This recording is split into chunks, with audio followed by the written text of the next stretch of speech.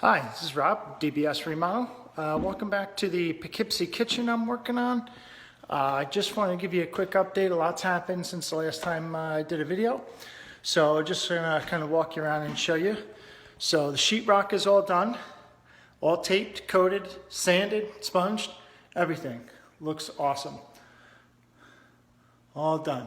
My flooring guys came today and they ripped out the floor in the old dining room all the way over. They're going to install new flooring on Monday. See, it's actually sitting over there acclimating. So they're going to install that on Monday. Sand, put the first coat on. Then they're going to put a second coat on Tuesday. And then we'll be back in, we're going to cover it up with hardboard type of flooring. I met with a railing company today. They're going to try to get here next week as well to replace this wrought iron railing that doesn't really even meet code anymore.